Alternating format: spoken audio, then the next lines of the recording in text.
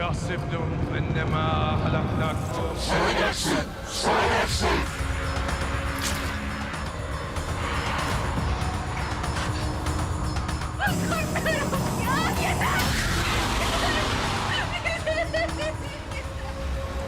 Hocam görmeye dayanamamışsınız.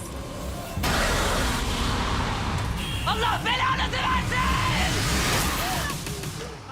The movie begins in 1997, introducing ACA as she returns home. Inside, we see her husband Ekram in an intimate moment with her sister Hatice. ACA hears noises from the room and encounters her daughter Yeliz, whom she promptly locks in another room. Seizing a statue, ACA confronts Ekram and Hatice, stunning them. Ekram begins apologizing to her, but in a fit of rage, she fatally strikes him on the head with the statue. She then turns towards Hatice and attacks her by throttling her, but stops short of killing her. The scene shifts to ACA and Hatice dismembering Ekram's body, after which they bring him out and bury him in their backyard, observed by Yeliz from a window. The story fast forwards to 2017, showing an adult Yeliz. On this particular day, Yeliz's fiancé Haki visits their home, where we also see Yeliz's sister Aten. All of them are colleagues at the same company. On a shuttle ride, Yeliz befriends Salha, a new employee. Aten then announces it's Yeliz's birthday, prompting everyone to wish her. At work, Yeliz inquires about Salha's husband's occupation, to which she tells her that he was a construction worker, but became paralyzed after a fall. Later that evening, Aten mentions to ACA that it's Yeliz's 25th birthday, and upon hearing this, both ACA and Hatice become noticeably concerned. Meanwhile, in her dream, Yeliz witnesses her mother murdering her father, only to be jolted awake by the sound of a door. A shadowy figure moves outside her room, which she initially assumes is her sister. However, she then hears strange noises. Perplexed, she comes to check and is horrified to see ACA eating her father. ACA demands that she leave, leading to Yeliz fainting from shock. The following morning, Yeliz insists to her sister that what she experienced the previous night was neither a seizure nor a nightmare. ACA advises her not to discontinue her epilepsy medication. Suddenly, Yeliz spots a jinn behind Hatice, but when she points it out, neither ACA nor Hatice can see anything. In the next scene, while at work, Yeliz is startled to see leeches on her desk, which vanish moments later, and just then, Aten approaches and invites her for lunch. Yeliz goes to the washroom and notices blood on her neck, and when she attempts to clean it, she is shocked when a leash lands in her hand, and she then spots numerous leeches on the wash basin. Terrified, she flees the restroom, only to find the workshop mysteriously deserted. She then spots Salha there, and when she follows her, she witnesses tools floating in midair. Suddenly, a dark figure appears in the distance and charges towards her. Yeliz screams in terror, and we see that she has had a seizure again. Later on, Yeliz consults with a Haja named Salih and confides in him that she has stopped taking her medication. Salih advises her to continue her medication, in addition to using a mixture he provides. He also inquires whether she has been experiencing seizures again. During dinner, ACA notices the mixture with Yeliz and questions if she visited Sally again. Yeliz responds that the medications are too potent for her. ACA then shares unsettling information, revealing that Sally purported to be a jinn healer and was allegedly responsible for a boy's death. ACA asserts that Sally learned these practices from her father, implying a grim fate awaits them. Yeliz queries her mother about her father's cause of death, to which ACA discloses that he was involved with jinns. That night, as Yeliz sleeps in her room, she sees that the ceiling of her room is broken, revealing ACA and Hatice standing above her. Suddenly, numerous hands seize her, muffling her cries, while Hatice begins to pour soil over her. In the chaos, Yeliz catches sight of her father and the jinn. Overwhelmed with terror, she screams and flees from her room, where Hatice attempts to soothe her. The following day at work, Yeliz observes that Salha is not feeling well. Salha asks Yeliz if something were to happen to her. Would she occasionally visit her home to check on her family? Yeliz reassures Salha, advising her she shouldn't talk like that and emphasizing that if she encounters any issues, they can all collectively support her. Meanwhile, it is revealed that Aiden and Haki are having an affair as they become intimate in the storeroom. On the other hand, Asia visits Salih's shop and confronts him angrily, demanding that he stop giving mixtures to her daughter. She accuses him of being responsible for a boy's death and questions how he could possibly save her daughter. Sally becomes frustrated and says he has been exorcising jinns without any personal gain for years. He accuses Asia of misusing the power granted to her husband by God, which ultimately led to his demise, and then he instructs her to leave and never return.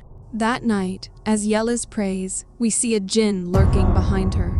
Additionally, she perceives a shadow on the wall, which haunts her. Meanwhile, Hadi is plagued by Ekram's ghost, who reminds her that they had committed that sin together, and suddenly she falls back. The following morning, Aiden discovers Hadi's lifeless body on the floor, noting her severely deteriorated condition. Later, for the peace of Hadi's soul, a group of women gather at their house to recite prayers.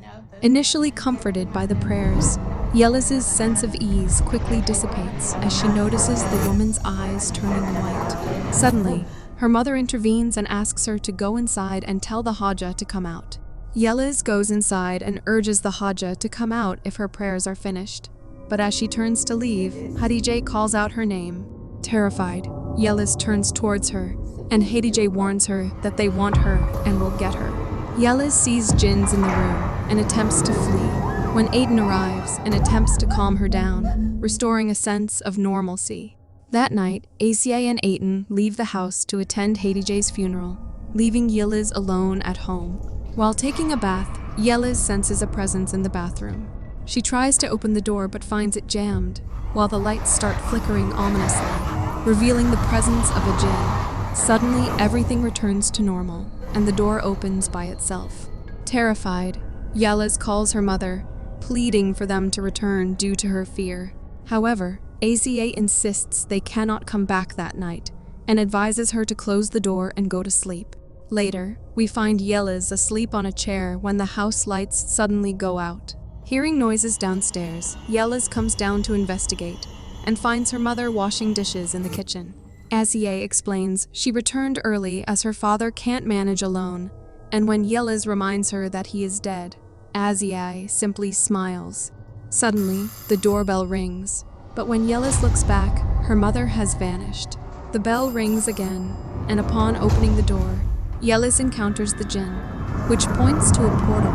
Fearing, Yeliz retreats to her room and locks herself in. The next morning, Yeliz visits Sally, seeking a solution to her troubles. Sally reassures her that her issues can be cured with medication and abruptly dismisses her. However, Yeliz draws his attention to a mark on her neck, which shocks Sally upon seeing it.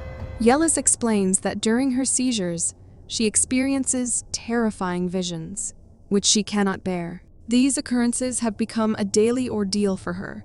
Sally then explains that her experiences are a result of her epilepsy and the fact that she is not taking her medications.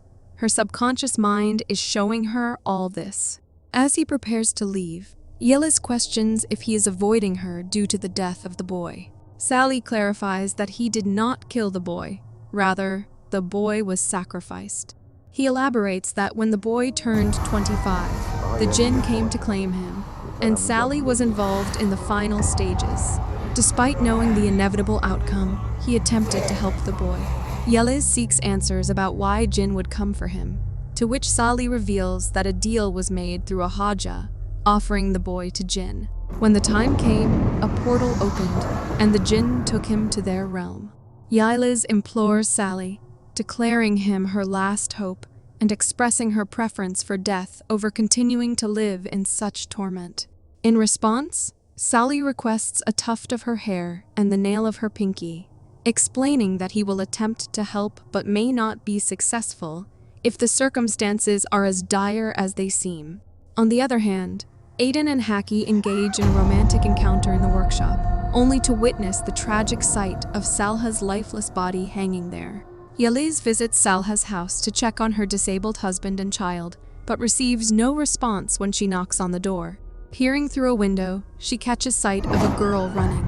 A man approaches and questions her intentions, to which Yeliz explains that she used to work with Salha and wants to assist her family. The man informs her that Salha was the only remaining member of her family, and she hasn't been seen for 2 years. When Yeliz asks about Salha's child and husband, the man reveals they passed away 20 years ago, adding that there are rumors of Salha's death as well. Perplexed, Yeliz enters the house, only to discover disarray, and is startled when she hears a voice, spotting Salha sitting in a corner. Suddenly, Salha's ghost informs Yeliz that she intends to spare her and that she is an offering. She advises her to leave there, and Yeliz quickly exits the house.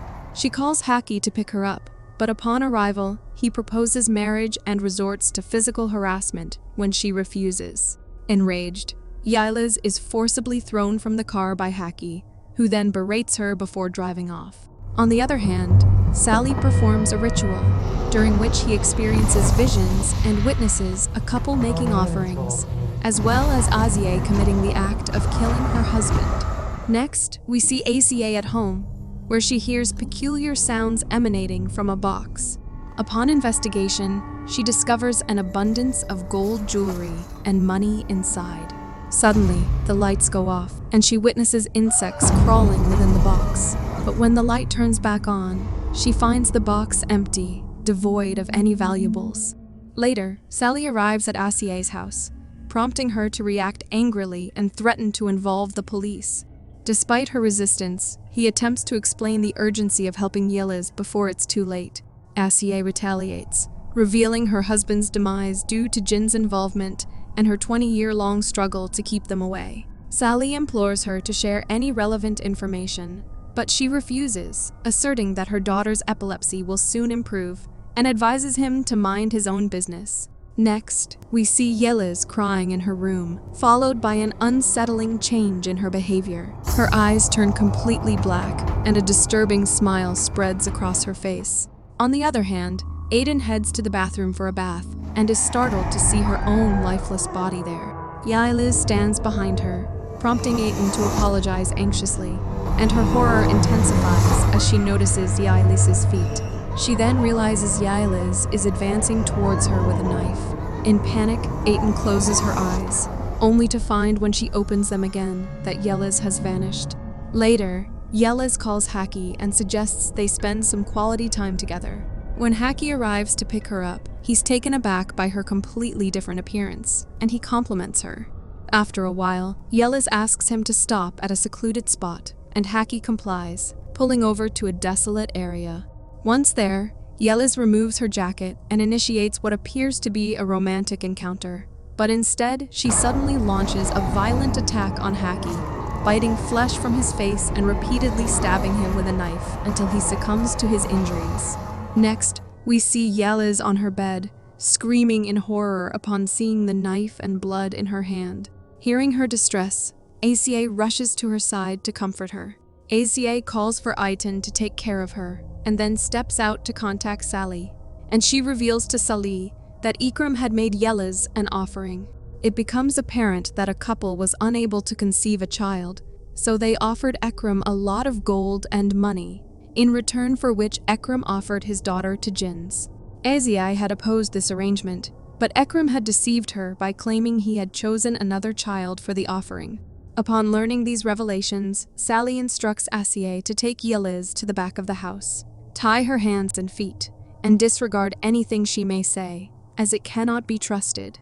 As Asie enters Yeliz's room, she discovers Yeliz holding a knife to Aitan's neck. Asie pleads for Aitan's innocence, but Yeliz tragically slits her throat and ends her life. Witnessing this horrifying act, Azie breaks down in tears. Yeliz approaches her mother, saying that her father had destroyed an innocent family, and Azie had turned a blind eye to it. Asie confesses that Jinn had intended to take Yeliz away, but she didn't let it happen.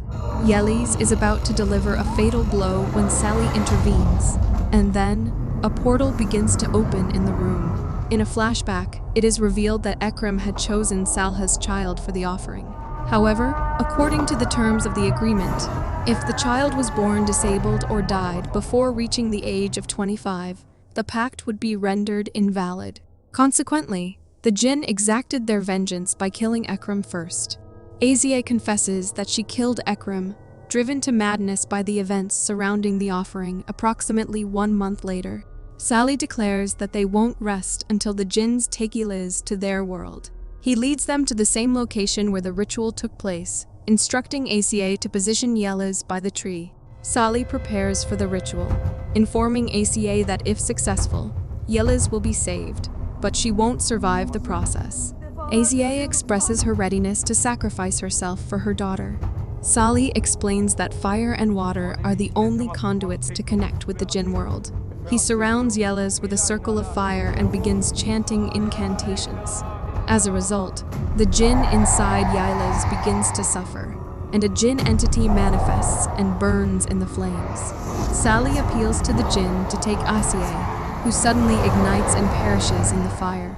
Upon realizing that Yeliz is missing, Sally notices her running toward him, but she is drawn into the portal, and the movie ends here. Thanks for facing the frights with us. If you survived this video, drop a like, summon that subscribe button, and brace yourself for more horror. Until next time, stay spooked.